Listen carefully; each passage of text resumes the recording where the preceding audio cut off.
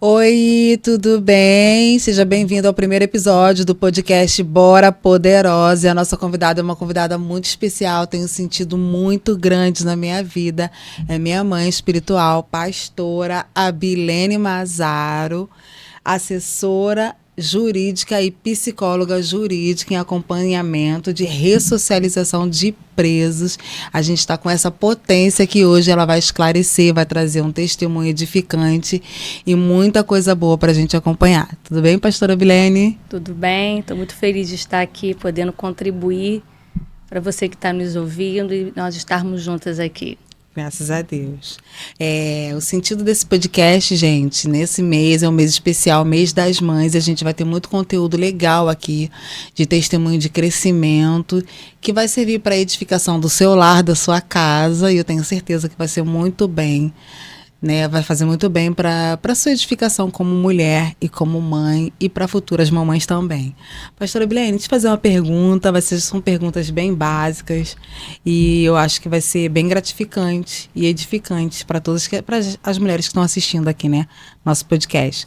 A primeira pergunta é: como uma mãe se sente reconhecida?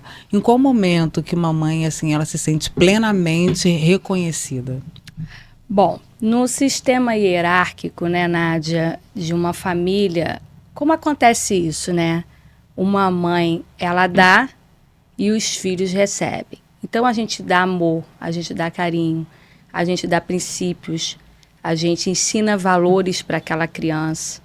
Então, esse movimento nessa relação de família, primeiro a gente tem que ter esse ímpeto de dar. Porque os nossos filhos, eles não são parceiros nossos, né? Parceiros nossos são os nossos maridos, nossos companheiros, aquelas pessoas que nos ajudam numa educação. Sim. Por exemplo, no âmbito, né, de uma escola. Então, quando um filho tem essa troca com uma mãe, né, como é que a gente se sente reconhecida? Quando a gente vê que o nosso filho, ele está indo, ele está conquistando, ele está construindo. Quando a gente vê os nossos filhos se despontando naquilo que ele escolheu. Então, o nosso reconhecimento não é um reconhecimento no que ele fala, no que ele demonstra só.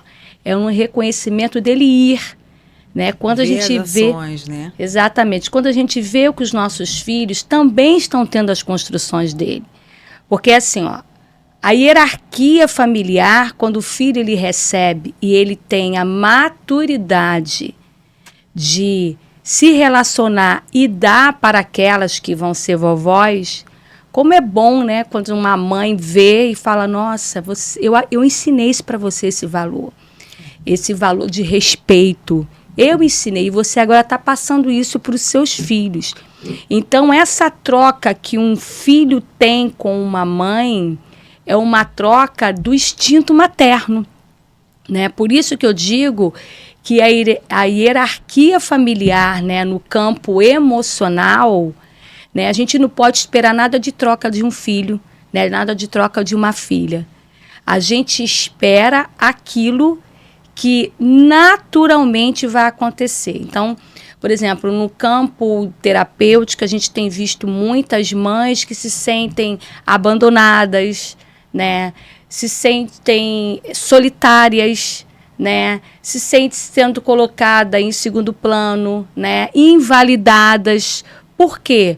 Porque aquele filho foi, né, é a chamada do ninho vazio, né, o grande sintoma que a gente tem visto nos últimos tempos. E quando uma mulher, uma mãe, se sente reconhecida num filho, isso é maravilhoso. É maravilhoso, né? Eu acho que concordo plenamente. É muito bom a gente ver, assim, os ensinamentos, né, que a gente construiu, ver a construção, né, da vida dos nossos filhos. Realmente, eu acho que essa é a melhor fase da maternidade, né? As pessoas costumam dizer que é a maternidade dando fruto. A segunda pergunta é: qual a diferença de ser mãe ou ser uma pessoa dominadora, ou uma mãe dominadora? Tem aquelas mães, né, que se tornam sogras, que são aquelas pessoas bem, assim, possessivas, né, que não conseguem se desprender do vínculo maternal, né? E aí, a senhora tem alguma coisa assim para esclarecer? Não sei. Sim. Eu acho que eu sou bem dominadora. Isso vai ser muito válido para mim, inclusive. Eu estava aqui pensando, voltando só à pergunta que você fez, né, com relação ao reconhecimento. Tem um texto bíblico que é muito lindo, que muitas de nós vamos nos identificar, que está lá em 1 Samuel, no capítulo 1, que é a história de Ana, né? Todo aquele processo, né, Nádia, que Ana passou, da entrega, né, da questão dela da maternidade. Adoro, Ana. Né? Essa história é linda, mas sobre um outro aspecto do reconhecimento, porque Ana não podia ter filhos. E Ana vota ao Senhor a sua essência de maternidade. E quando chega a hora de Samuel, né, ele ser entregue, né, no altar do Senhor, se a gente for olhar, Ana, ela renunciou à maternidade porque ela foi entregar, né? Ana, ela olha para o voto que fez e fala, Senhor, e agora? Eu vou entregar o meu filho a Eli ou não? Porque se você for ver na realidade, muitas de nós passamos isso também. Sim. Né? Porque na época daquele declínio de Israel, o profeta Eli estava vivendo isso com os filhos deles. Os filhos deles eram homens que se prostituíam na frente do templo, eram meninos que tinham se perdido, e agora Ana entregar o menino dela para uma realidade, o que tem sido o nosso mundo. É verdade. Mas Ana, se você for parar para pensar, o que foi o instinto dessa mulher? Né? Porque Ana teve medo, Ana teve angústia de entregar. E mesmo assim ela confiou no Senhor. Ela falou, não, eu vou entregar. E a gente vai vendo com o decorrer que Ana vê o menino crescendo, tendo experiência com o Senhor. E quem foi o profeta Samuel naquele tempo de Israel? Né? Qual o período de transição que Israel passou, né? Do período dos juízes para os monarcas, né? Samuel foi aquele que entrou dentro da casa de Jessé e olhou Davi. Nossa. Então, esse profeta, grande demais, muito né, grande, teve uma história na vida de Israel. Samuel foi o primeiro sacerdote que ungiu a Saul.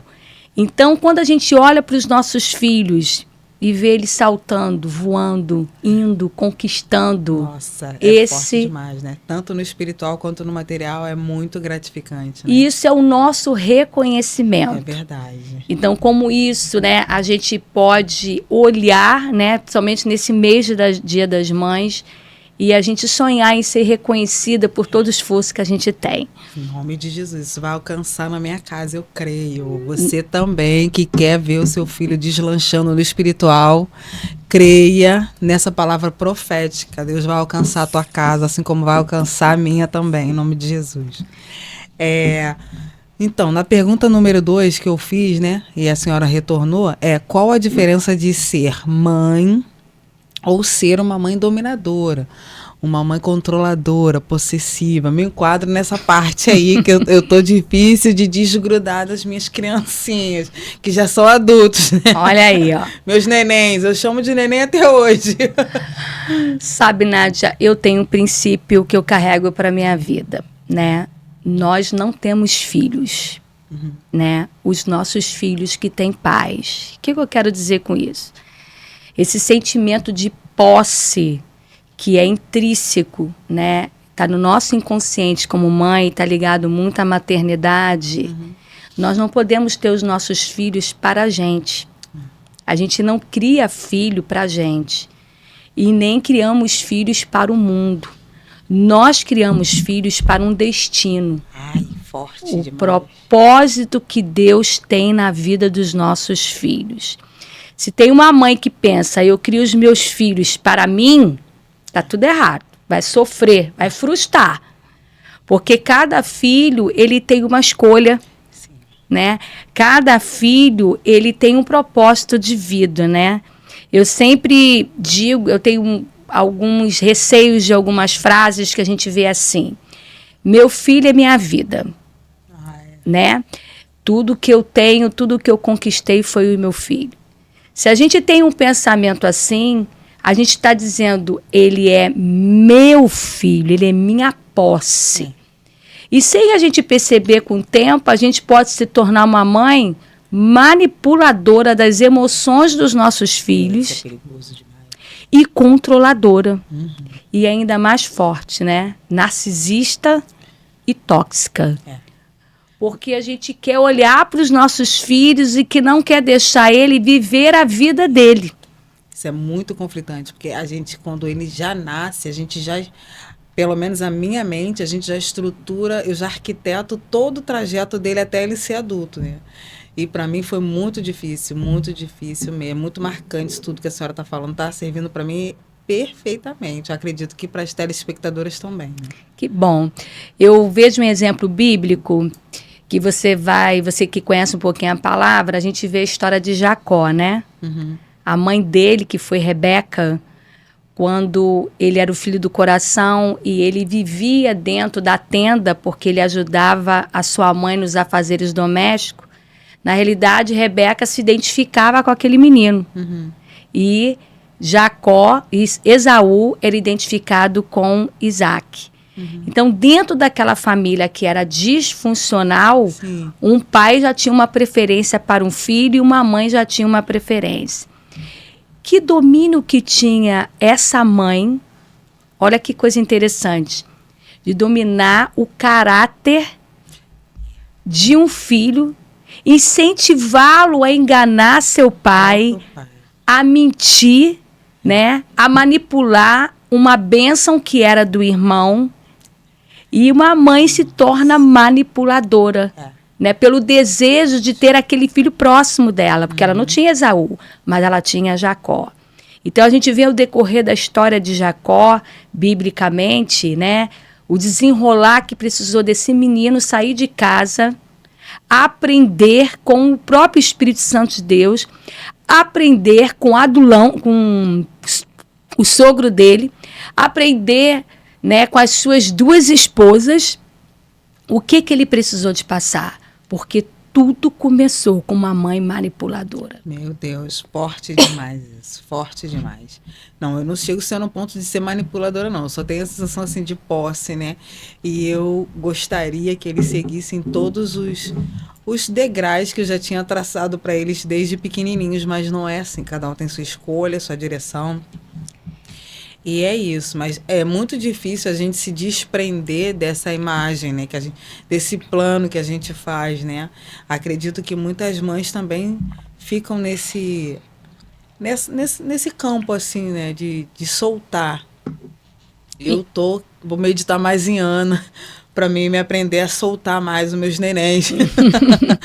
Uma brincadeira, mas eu sou bem voltada à liberdade deles, assim, que eles venham galgar, né, em crescimento com Cristo e na vida deles profissionais.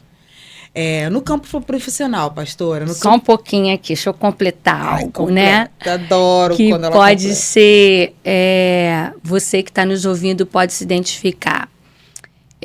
Eu sempre coloco, né, quando a gente recebe uma mãe, que o instinto materno não é nosso. Sim. O desejo da maternidade não é nosso. Uhum. Eu desejei um dia ser mãe. Você desejou ser mãe. Então, se o desejo é meu, né? Se eu escolho no momento da minha vida a maternidade, vai ter uma hora que essa maternidade vai ter que se desprender da gente. E se desprender da gente, né? Por isso que eu coloco, filhos não são nossos, né? A gente tem filho para os propósitos daquilo que eles vão procurar os seus próprios destinos. Eu amo um versículo que diz no Salmo 127, né? Existem 3 personagens nesse versículo. O flecheiro, quem tem o arco, e quem né, as flechas. Nossos filhos são flechas, nós somos o arco. E o arqueiro é o Senhor Jesus. Nossa. Então, uma flecha para chegar no seu destino, ele precisa de alguém que lance, que é o arco, que somos nós. O arco, ele não segue, né? O arco é apenas instrumentos. Então, chega uma hora da vida dos nossos filhos que nós somos instrumentos dele para o destino deles. Nossa, forte, né? Então, cada um vai seguir o seu propósito. Cada um segue o seu destino. Porém, o arco que somos nós, né? Nós só ficamos observando a hora que aquele arqueiro vai pegar aquela flecha, vai lançar para o alto, que flecha não é lançada nem para baixo e nem para o centro, é lançado para o alto. E aquela flecha ali vai atingir o seu alvo, com os ventos fortes, com chuva, com sol, mas ela vai atingir. Então tem hora que a gente tem que deixar os nossos filhos irem, construírem, para que as coisas venham a acontecer. Nossa, forte demais. Eu tô nessa fase aí de deixar ir. A terceira pergunta, pastora, é uma pergunta muito, muito boa e eu acho que também assim, vai esclarecer muita coisa também na nossa administração, né? No legado matriarcal que a senhora tem tido na nossa igreja. Tem trazido muita coisa boa assim para as mulheres. Na minha vida foi muito importante, muita coisa. Acho que quase tudo no mundo espiritual que eu aprendi foi com a senhora. E assim, no campo profissional, né? A senhora como perita, quais os desafios que a senhora encontra assim, com as mães assim dos encarcerados, dos detentos, como psicóloga, como todo o seu lado profissional, como é que a senhora lidar com essa questão assim da maternidade dessas pessoas que são encarceradas? Então, esse tem sido um dos grandes desafios, né, do Poder Judiciário, né, que a gente tem enfrentado. Por quê? Mãe, né, de preso não é uma coisa fácil, né? As mães de preso precisam de trabalhar com medo, com angústia, com a saudade e principalmente com a culpa. Sabe aquela frase que a mãe olha e fala assim, onde eu errei, aonde eu fui excessiva e aonde faltou. Que na verdade não foi nada disso, foram as escolhas erradas.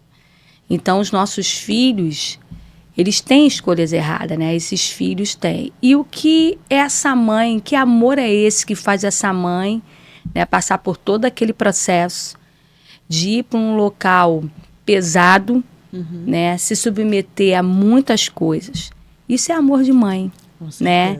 É uma demonstração de um mundo que eu e você não estamos, mas que existe. Existe mãe de encarcerado, né? Aquela mãe que no Dia das Mães pode ter 4, 5 filhos, mas aquele filho falta naquela hora. O que é um cheiro de uma mãe, o que é um almoço, né, no Dia das Mães e não ter aquele filho, né? O que é um Natal numa mesa farta e ela lembrar que o seu filho está ali. E o mais triste que eu tenho visto nos últimos tempos é essas mães serem preconceituosas, né? Porque as escolhas dos filhos às vezes não tem nada a ver com a gente. Então, quando a gente atende uma mãe que vem num sofrimento, né, carregando uma série de questionamentos, de culpa, de medo, de depressão. Existem muitas mães deprimidas que não têm força de ir ver seus filhos, né? Parece que o filho está abandonado, mas é porque ela não está bem. Então, assim, no campo, né, como perita, no campo psicológico, né, que a gente atende, eu tenho atendido muitas mães nesses aspectos, né? Informar para ela que essa ressocialização desse preso, o que é ressocializar? É trazer esse preso no momento certo para a sociedade, o como isso é importante. Sim. E muitos presos fazem isso pelo amor da mãe. Eu quero dar, né? Eu tive um caso aqui de um rapaz que a fala dele toda no campo aqui com a gente, no campo terapêutico, é ele poder devolver para a mãe tudo que a mãe estava fazendo. Que fofo. Então, ele queria, né? Ele fez o último Enem agora, né? É assim, uma alegria para mim, né? Ele passou aqui na segunda chamada, é um enfermeiro, vai começar a faculdade de enfermagem agora, uma faculdade federal. Mas ele diz algo, eu vou dar orgulho para minha mãe. eu vou devolver tudo aquilo que minha mãe tem feito.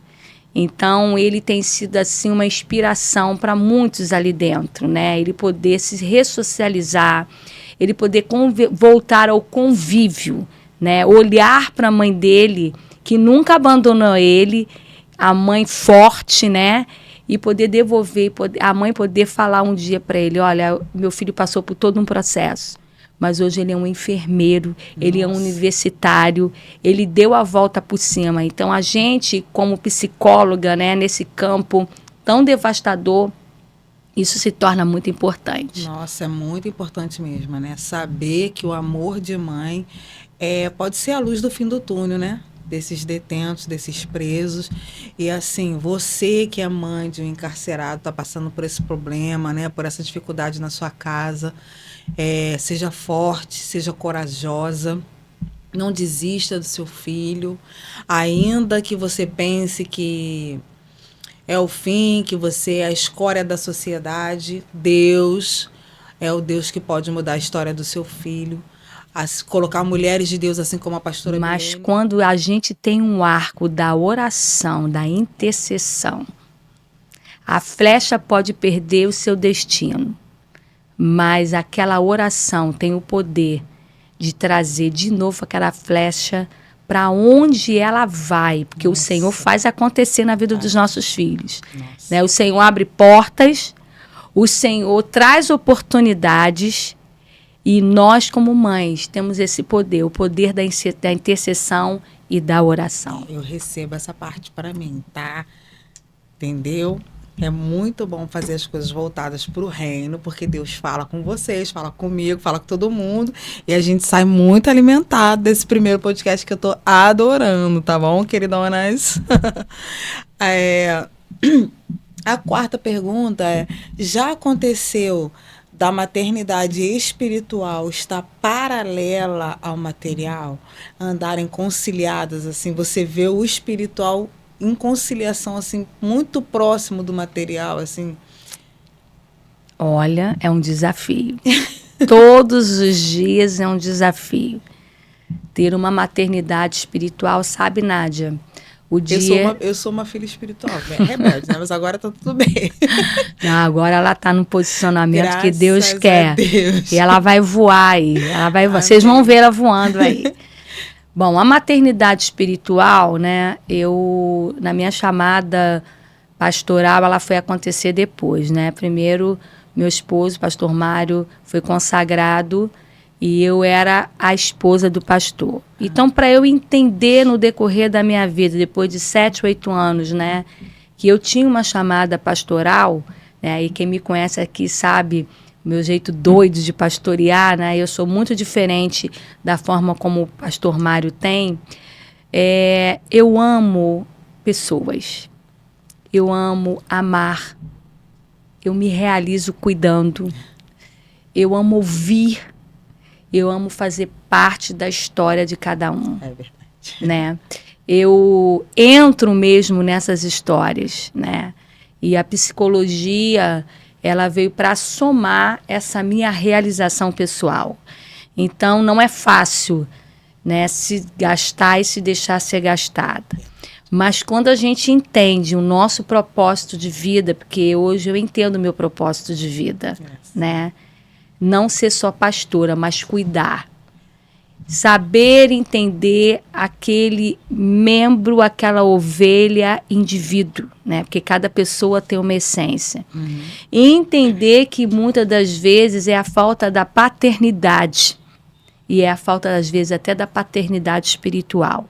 E posicionar essa pessoa.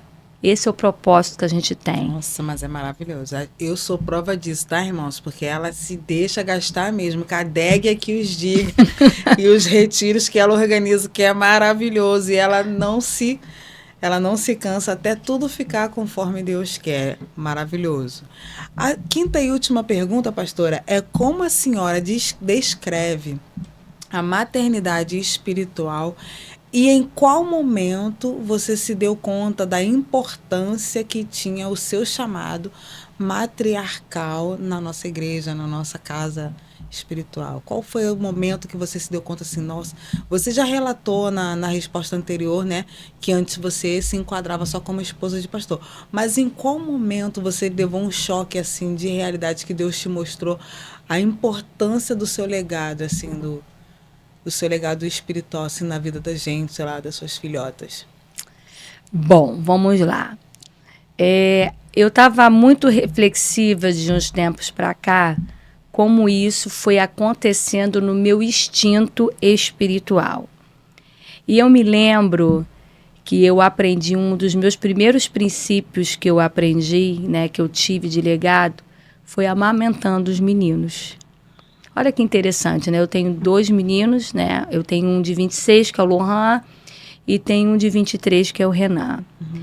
E todos os 2 eu amamentei em momentos diferentes, né? O Lohan nasceu, né, no período que eu estava terminando a minha faculdade, né? Eu tenho 26 anos na segunda faculdade que eu tenho, que é o Direito. E eu me lembro que o Lohan nasceu nessa doideira aí de escritório, de audiência, de conquista, né, de estabilidade profissional.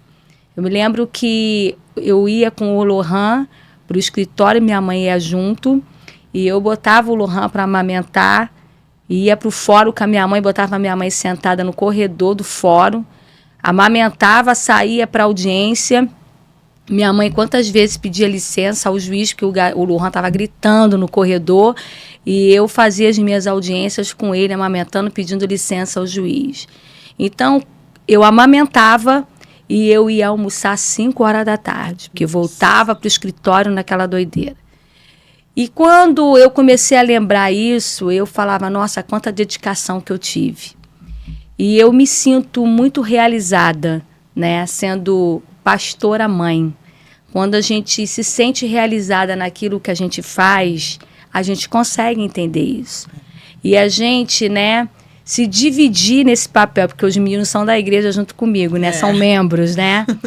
E eu tive um momento da minha vida em que o Renan, por volta mais ou menos de uns 3 anos, ele chegava no carro, ele dava a mão para mim e falava assim, mamãe, hoje você vai assistir o departamento infantil comigo, né? Ah, que fofo. Hoje você não vai para a igreja, não. E ele soltava do carro comigo me dando as mãos. E quantas vezes eu não assistia culto? Eu não orava por ninguém. Eu não conseguia ouvir pregação porque eu estava sendo mãe no departamento infantil. Ah, que fofo. Eu sentava do lado dele, eu desenhava com ele, eu participava das histórias bíblicas com ele, porque eu entendia que ali ele queria eu como mãe. Ai, que então, demais. parece que a gente perde culto, né? Uhum. Que a gente está perdendo muitas coisas dentro do culto. Mas o instinto materno, ele precisa de estar ligado para isso.